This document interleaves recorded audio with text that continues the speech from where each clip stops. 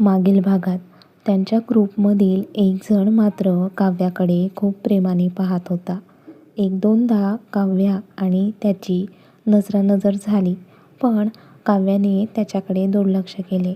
ते सगळे मिळून गार्डनमध्ये जातात आणि काय काय करायचे ते ठरवतात. असंच त्यांचा दिवस निघून गेला. लेक्चर प्रॅक्टिकल झाल्यानंतर पण ते काही वेळ सगळेजण त्यांनी ठरवलेल्या प्लॅनबद्दल बोलणार होते. काव्याला घरी जायचे होते, पण तिला रेणुकाने थांबवून घेतले होते. कॉलेज झाल्यानंतर लवकरच घरी जाणारी काव्या अजून घरी आली नसल्यामुळे घरातील सगळे काळजीत होते. त्यात मंगला मावशी पण घरी आल्या होत्या आणि त्यांना तर बोलायला विषयच सापडला.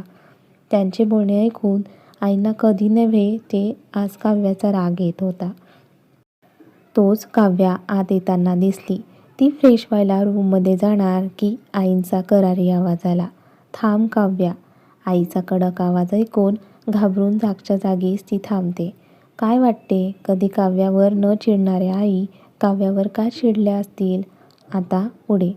आज आईचा मूड बघून काव्या खूप घाबरली होती, कारण याआधी तिने आईंना असे कधीच पाहिले नव्हते.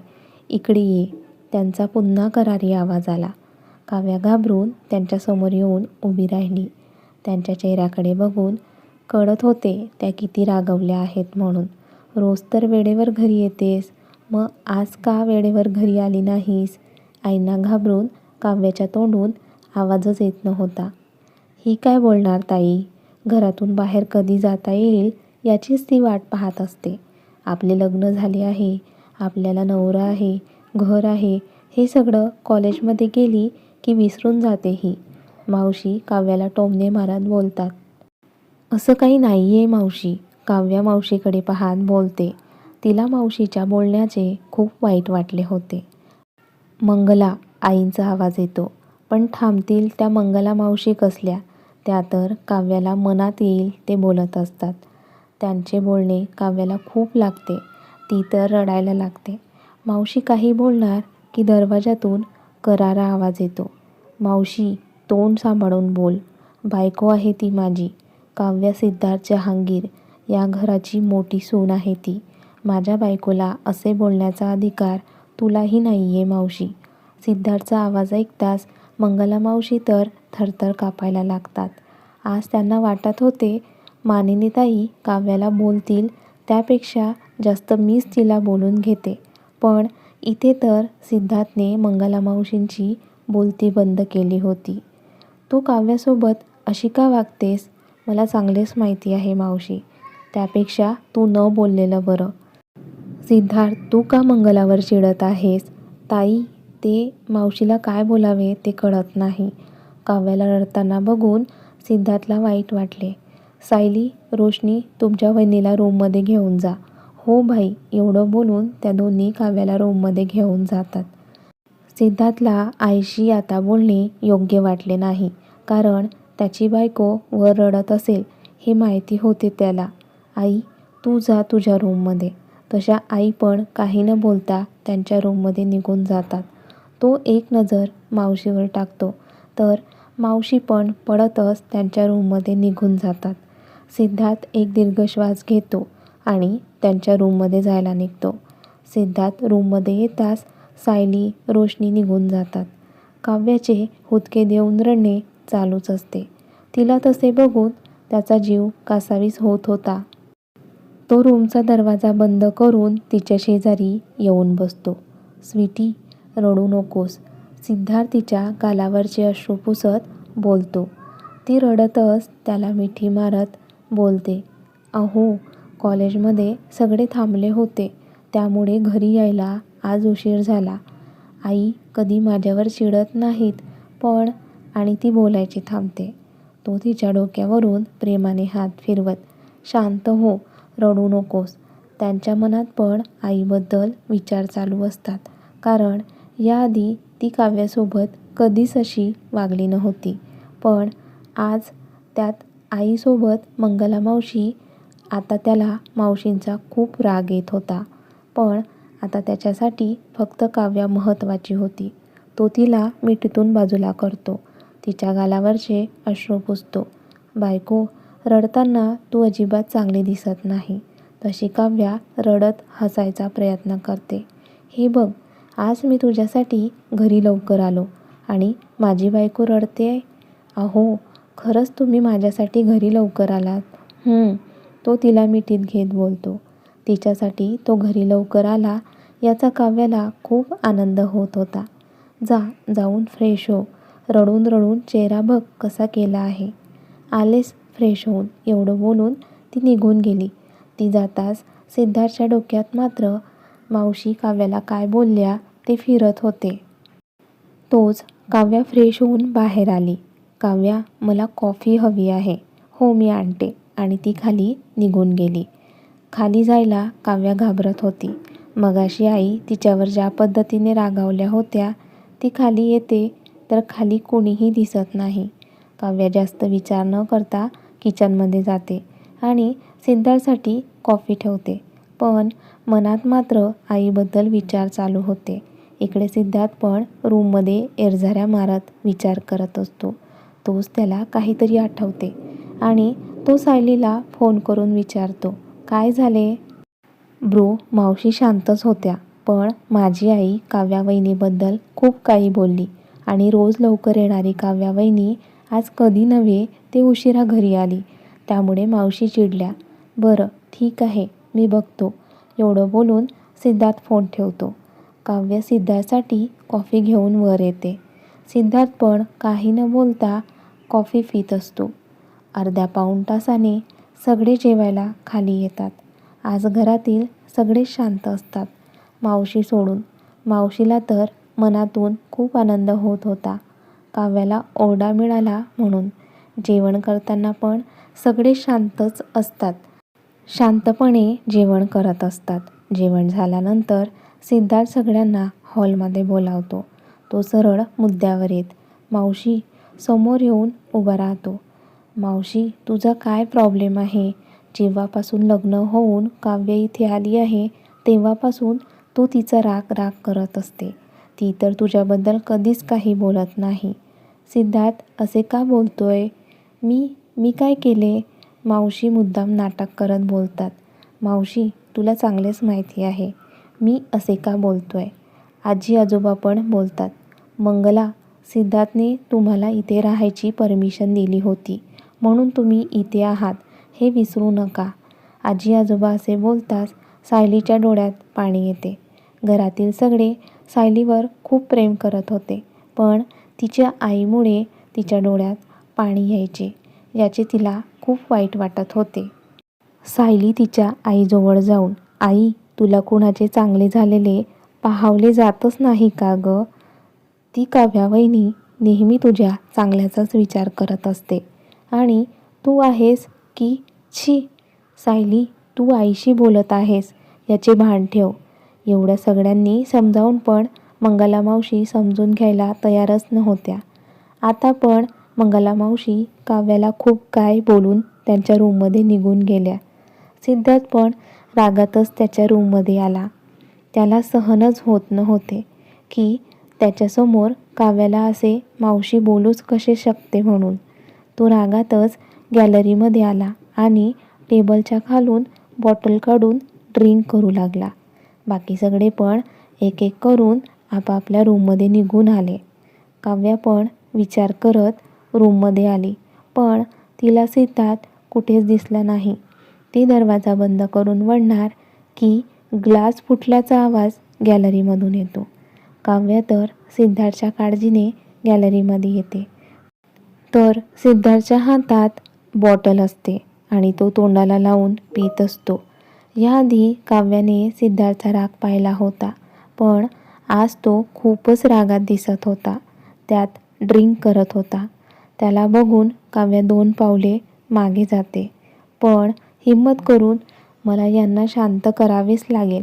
ती एक दीर्घ श्वास घेऊन हळूहळू त्याच्याजवळ जाऊन उभी राहते. अहो, एवढंच ती बोलते आणि तिच्या आवाजाने सिद्धार्थ डोळे मिटून घेतो. सिद्धार्थ स्वतःला शांत करत, काव्या, आत जाऊन आराम कर, मला थोडा वेळ एकटे सोड. पण तू जा आतमध्ये, मी आलोच. काव्या काही न बोलता आत येते आणि बेडवर बसून त्याची आत यायची वाट पाहत असते. सिद्धार्थ बॉटल खाली ठेवून त्याच्या चेहऱ्यावरून हात फिरवतो. एक दीर्घ श्वास घेऊन आत येतो. त्याला काव्या बेडवर बसलेली दिसते. तो तिच्याकडे नजर टाकून आत फ्रेश व्हायला निघून जातो. वर आल्यापासून त्याने ड्रिंक केली होती आणि त्या अवस्थेमध्ये त्याला तिच्याजवळ जायचे नव्हते. वॉशरूममध्ये येताच तो स्वतःला शॉवरखाली झोकून देतो. बराच वेळ तिथे थांबल्यानंतर चेंज करून बाहेर येतो. काव्या अजून पण तशीच बसलेली होती. तो तिच्या शेजारी जाऊन बसतो. तिचा हात हातात घेऊन तिच्या डोळ्यात पाहत आज तिला खूप काही ऐकावे लागले होते. त्याच्या डोळ्यासमोर तिचा रडवलेला चेहरा येतो. मगाशी ती किती रडत होती हे आठवताच त्याचे डोळे पाणावतात. आज पहिल्यांदा सिद्धार्थचे डोळे पाणावले होते. त्याच्या डोळ्यात पाणी बघून काव्य त्याच्या गालावरून प्रेमाने हात फिरवते. अहो काय झाले? तो दुसरीकडे पाहत त्याचे अश्रू लपवण्याचा प्रयत्न करत काही नाही म्हणतो. तिला जवळ घेत सॉरी बोलतो. अहो प्लीज तुम्ही सॉरी नका बोलू. जे झालं ते झाले. मगाशी तुम्ही मला समजावले होते ना, मग आता तुम्ही का त्याच गोष्टीचा वाईट वाटून घेताय? ती उठून त्याच्यासमोर बसते. त्याचा चेहरा उजळीत घेत त्याला समजावत असते. त्याच्यापेक्षा किती लहान होती ती, पण आज खूप प्रेमाने त्याला समजावत होती. तो तर भान हरपून तिच्याकडे पाहत असतो. त्याची छोटी बायको एवढी समजदार आहे हे त्याला आज कळत होते. तो मनातच बोलतो, बायको खरंच खूप समजदार आहेस तू. एवढी समजदार बायको माझ्यासोबत असूनही पण तिच्यासोबत मी कसा वागत आलो याचे त्याला वाईट वाटत होते. ती प्रेमाने त्याला समजावत होती आणि तो भान हरपून तिच्याकडे पाहत होता. ती बोलत असतानाच त्याने तिला मिठीत कवटाळून घेतले. तिच्या डोक्यावरून पाठीवरून प्रेमाने हात फिरवत होता. न बोलताही त्याच्या स्पर्शातून तिला कळत होते. आता दोघांना पण एकमेकांच्या मिठीची खूप गरज होती. काही न बोलता एकमेकांच्या मिठीत ते जणू एकमेकांना समजावत होते. काव्या पण त्याच्या मिठीत त्याच्या स्पर्शाने जणू विरघळून गेली होती. त्याने ओढून तिला मांडीवर बसवले. काव्याने हसतच त्याच्या मानेजवळ किस केले. तिचा स्पर्श होताच सिद्धार्थच्या अंगात गोड शिरशिरी आली. बायको आधी मी तुझ्याजवळ आला तरी तू मला घाबरायची आणि आता मी तुम्हाला नाही घाबरत. त्याच्या डोळ्यात पाहत ती बोलते. हो मला नाही घाबरत का माझी छोटी बायको? नाही घाबरत, ती बिनधास्तपणे बोलते. काव्या मी खूप हॅपी आहे. तू माझ्या आयुष्यात येऊन मला बदलवले आहे. प्रेम करायला शिकवले आहे. माणसे जपायला शिकवले आहे. बायको तुझ्याकडून मला खूप काही शिकायला मिळाले आहे आणि अजून पुढे शिकायचे आहे. बायको तुझ्या आधी माझ्या आयुष्यात कुणीही नव्हते. प्रेम काय असते मला माहितीच नव्हते. पण तुझ्यामुळे मला कळाले प्रेम काय असते. बराच वेळ ते दोघं बोलत होते. बायको तुझ्याबद्दल प्रेमाने तर खूप बोललो, पण आता प्रेमही करतो. तशी काव्या लाजते. ती काही बोलायच्या आधीच सिद्धार्थ तिच्या ओठांवर ओठ टेकवतो आणि तिला भान हरपून किस करू लागतो. काव्या पण त्याला साथ देत असते. बराच वेळ ते दोघं किस करत होते. दोघांचे श्वास जड झाले तसे ते बाजूला झाले. सिद्धार्थने आताही तिला मिठीत ओढून घेतले. काव्या पण त्याच्या चेसवर डोकं टेकवून शांत पडून होती. बराच वेळ बोलत असल्यामुळे काव्याला झोप लागत नव्हती. ती उठून बसते. बायको काय झाले? अशी का उठून बसलीस? नाही काही नाही बोलून ती पुन्हा आडवी होते. तिला जवळ घेत काय झाले बायको सांग ना. तिच्या केसांवरून प्रेमाने हात फिरवत त्याला काहीतरी आठवते. तो उठून बसतो आणि त्याचा मोबाईल घेऊन काहीतरी ऑर्डर करतो. अहो काय झाले? बायको काही नाही मी आलोच एवढं बोलून रूमच्या बाहेर निघून गेला. काव्या तर गोंधळून पाहत होती. तिला काही कळतच नव्हते. 10-15 मिनिटांनी सिद्धार्थ एक बॉक्स घेऊन रूममध्ये आला. काव्या उठून बसत अहो काय आहे या बॉक्समध्ये? चल गॅलरीमध्ये जाऊया. सिद्धार्थ गॅलरीमध्ये जाऊन तो बॉक्स टीपॉयवर ठेवतो. काव्या पण त्याच्या शेजारी येऊन बसते. फेब्रुवारी महिन्यात गुलाबी थंडी, त्यात 2 प्रेमी गॅलरीमध्ये. सिद्धार्थ काव्याचा हात पकडून तिला सोफ्यावर बसवतो. बायको, आईस्क्रीम खाणार? काय आईस्क्रीम आणि आत्ता? हो आत्ताच. तो समोरचा बॉक्स ओपन करतो. आईस्क्रीम बघून काव्याला खूप आनंद होतो. सिद्धार्थ स्पूनमध्ये आईस्क्रीम घेऊन तिच्यासमोर पकडतो. काव्या पण स्माईल करत आईस्क्रीम खाते. आता काव्य सिद्धार्थला आईस्क्रीम खाऊ घालते. दोघं बोलत बोलत आईस्क्रीम खात असतात. सिद्धार्थचे लक्ष काव्याकडे जाते तर तिच्या ओठांजवळ आईस्क्रीम लागलेला असतो. सिद्धार्थ हळूच तिच्या जवळ सरकतो. अहो काय करताय? तो हसत हळूच तिच्या ओठांजवळ लागलेल्या आईस्क्रीमवर ओठ टेकवतो. काव्या तर लाजून डोळे बंद करून घेते. तिला हळूहळू कळत होते तिचा नवरा किती रोमॅन्टिक आहे म्हणून. तिचे बंद डोळे बघून सिद्धार्थ हसतच तिच्या शोल्डरवर हात टाकून जवळ ओढतो. बाहेर थंडगार वारा सुटल्यामुळे थंडी वाजत होती आणि एवढ्या थंडीत त्यांनी आईस्क्रीम एन्जॉय केला होता आणि आता एकमेकांच्या मिठीत थंडगार हवेत ते बसलेले होते. काव्या पण त्याच्या खांद्यावर डोकं टेकवून पाहत असते. खूपच भारी वाटत होते आज तिला. रोज नव्याने तिला सिद्धार्थची बाजू पाहायला मिळत होती. त्यात फक्त आणि फक्त तिच्यासाठी प्रेम होते. आधी तिचा राग करणारा तिच्या प्रेमात वेडा होता. तिचा हात हातात घेऊन तो तिच्यावर किस करत होता. काव्याचा कधी डोळा लागला तिचे तिला कळले नाही. तिची काही हालचाल नाहीये हे बघून सिद्धार्थ तिच्याकडे पाहतो तर ती शांत झोपलेली त्याला दिसते. हसतच तिच्या डोक्यावर किस करतो. हळूच तिला बाजूला करून दोन्ही हातात उचलून घेतो आणि रूममध्ये घेऊन येतो. हळूच बेडवर झोपवतो. तिच्याकडे प्रेमाने पाहत तिच्या कपाळावर दीर्घ किस करून तो पण तिच्या शेजारी आडवा होतो. बराच वेळ बाहेर थंडगार हवेत बसल्यामुळे काव्या सिद्धार्थला चिपकून झोपते.